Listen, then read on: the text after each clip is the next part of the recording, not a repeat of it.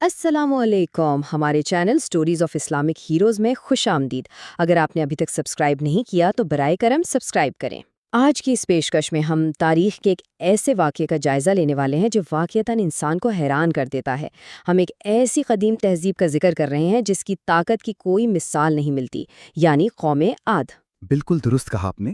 ان کا بنایا ہوا شہر ارام، جس کے اونچے ستون آج بھی ایک معمہ سمجھے جاتے ہیں، ایک ایسا شاہکار تھا جس نے اس وقت کی دنیا کو دنگ کر دیا تھا۔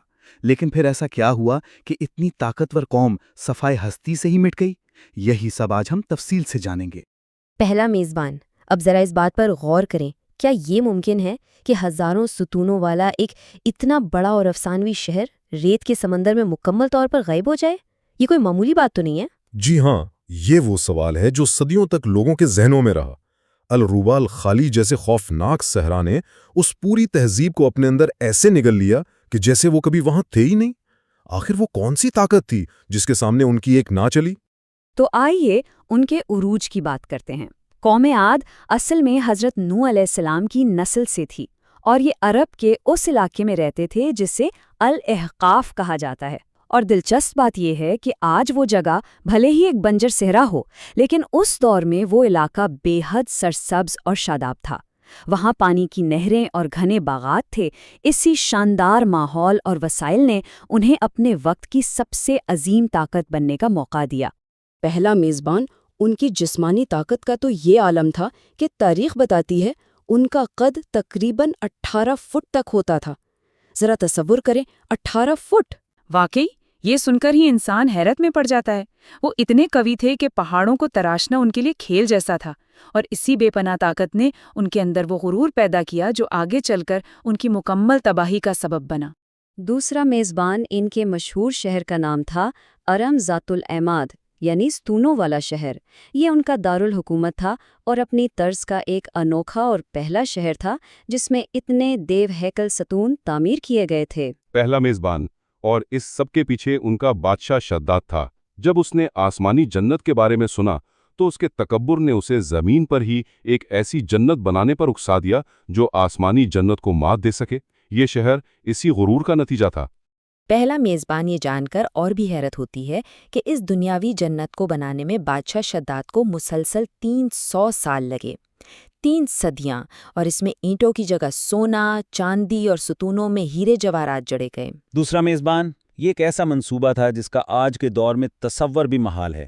انہوں نے اپنی ساری دولت اور طاقت اس ایک شہر پر لگا دی تھی، لیکن یہ فن تعمیر کا کمال ہونے کے ساتھ ساتھ ان کی سرکشی کی سب سے بڑی علامت بھی بن گیا تھا۔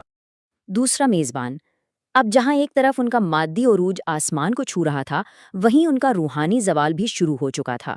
بے تحاشا دولت نے انہیں مکمل طور پر اندھا کر دیا تھا۔ بالکل، طوفان نوح کے بعد یہ وہ پہلی قوم تھی جو دوبارہ شرک اور بت پرستی کی طرف لوٹ گئی۔ انہوں نے اپنے خالق کو بالکل بھلا دیا اور ان تمام تعلیمات کو پس پشت ڈال دیا جو ان کے آباء و اجداد کو ملی تھیں۔ پہلا میزبان، انہوں نے اپنے ہاتھوں سے تراشے ہوئے بتوں کو اپنا خدا بنا لیا تھا۔ ان کے مشہور بتوں میں وت، سوا، یغوث، یاغوق، نصر اور سمود شامل تھے۔ دوسرا میزبان، یہ ایک ایسی عجیب منطق تھی کہ جو قوم پہاڑوں کا سینہ چیر کر محلات بناتی تھی، وہ انہی پتھروں کے آگے جھکنے لگی تھی۔ ان کی عقل پر واقعی پردہ پڑ چکا تھا، اور وہ ان بے جان مجسموں کو ہی اپنی کامیابی کا مالک سمجھنے لگے تھے۔ دوسرا میزبان، ان کا تکبر اس حد تک بڑھ گیا تھا کہ ان کی زبان پر ہر وقت ایک ہی جملہ رہتا: ہم سے زیادہ طاقتور کون ہے؟ انہیں لگتا تھا کہ وہ دنیا کی ہر طاقت سے باناتر ہیں۔ جی ہاں، ان کا دیو ہیکل جسم، ان کی فوج اور دولت نے انہیں اس قدر مغرور کر دیا تھا کہ وہ سمجھتے تھے ان کا کوئی کچھ نہیں بگاڑ سکتا۔ یہی وہ سوچ تھی جس نے ان کے لیے تباہی کے دروازے کھولے۔ پہلا میزبان، لیکن قدرت ہمیشہ سنبھلنے کا موقع دیتی ہے۔ اندھیرے کے اس دور میں حضرت ہود علیہ السلام ہدایت کی روشنی بن کر آئے، اور وہ کوئی باہر کے شخص نہیں تھے، بلکہ انہی کے ایک انتہائی معزز قبیلے خلود کے فرد تھے۔ اور یہی تو قدرت کا طریقہ ہے۔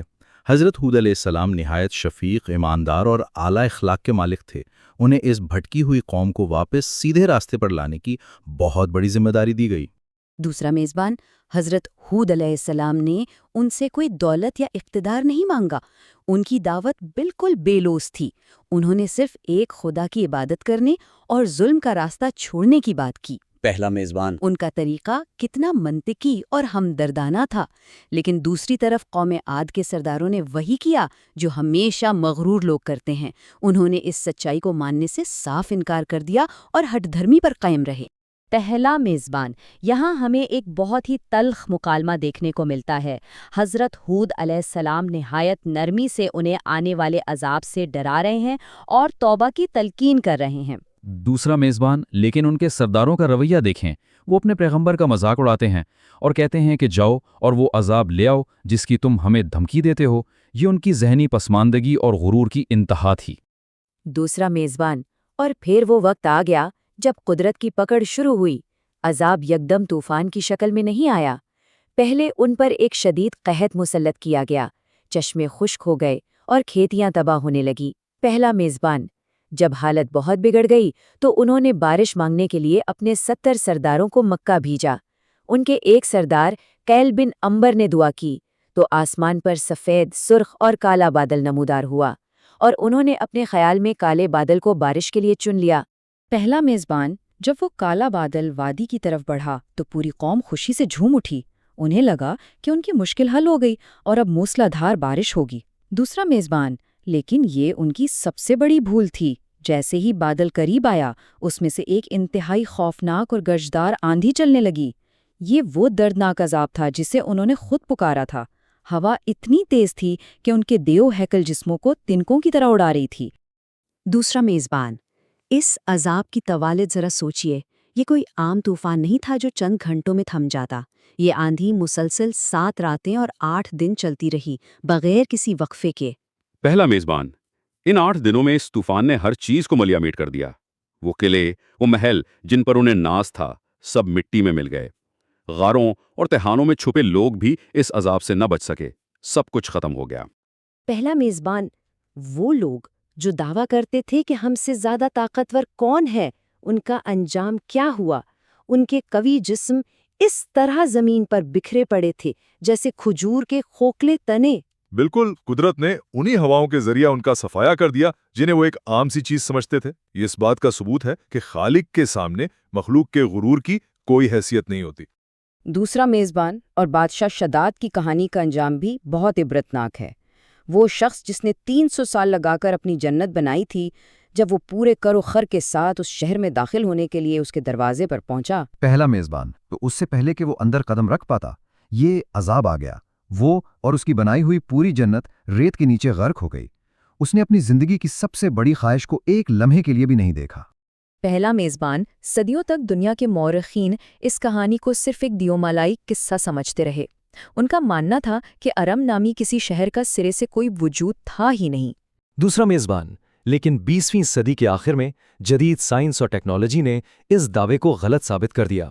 سائنسدانوں نے ریت میں دبے اس شہر کو دریافت کیا اور اسے صحرا کے اٹلانٹس کا نام دیا۔ دوسرا میزبان، 1984 میں ایک جدید خلائی جہاز نے خلا سے زمین کی ایسی تصاویر لیں جنہوں نے تاریخ دانوں کو حیران کر دیا۔ ریت کے کئی فٹ نیچے پرانے راستوں کی نشاندہی ہوئی۔ جی ہاں، اور جب وہاں کھدائی کی گئی تو عمان کے صحرا میں ریت کے نیچے سے 8 کونوں والے قلعے اور بڑے بڑے ستونوں کے آثار ملے۔ جدید تحقیق نے ثابت کر دیا کہ ہزاروں سال پرانی وہ داستان اور ستونوں والا شہر کوئی افسانہ نہیں بلکہ ایک حقیقت تھی۔ پہلا میزبان، اور آج کا وہ علاقہ جسے ہم الرب الخالی کہتے ہیں، جو کبھی الاحقاف کہلاتا تھا، وہ آج دنیا کے خطرناک ترین صحراؤں میں سے ایک ہے۔ آج وہاں صرف اڑتی ہوئی ریت اور بڑے بڑے ٹیلے ہیں۔ دوسرا میزبان، یہ سرسبز و شاداب علاقے کا ایک خوفناک ریگستان میں بدل جانا دراصل قدرت کا ایک ایسا نشان ہے جو آج بھی چیخ چیخ کر بتا رہا ہے کہ وہاں ایک مغرور قوم کا کیا انجام ہوا تھا۔ تو یہ پوری داستان ہمیں ایک بہت اہم موڑ پر لا کھڑا کرتی ہے۔ اگر اتنی بڑی، طاقتور اور خوشحال قوم صرف اپنے غرور کی وجہ سے صفائے ہستی سے مٹائی جا سکتی ہے، تو آج کے دور کے انسان کے لیے اس میں کیا سبق چھپا ہے؟ یہ واقعی ایک بہت گہری بات ہے۔ مادی ترقی اور دولت کبھی انسان کو خدا کے قانون سے نہیں بچا سکتی۔ اصل کامیابی صرف عاجزی میں ہے، امید ہے کہ ہماری آج کی یہ پیشکش آپ کو پسند آئی ہوگی۔ اپنا خیال رکھیے گا اور دیکھنے کا بہت شکریہ۔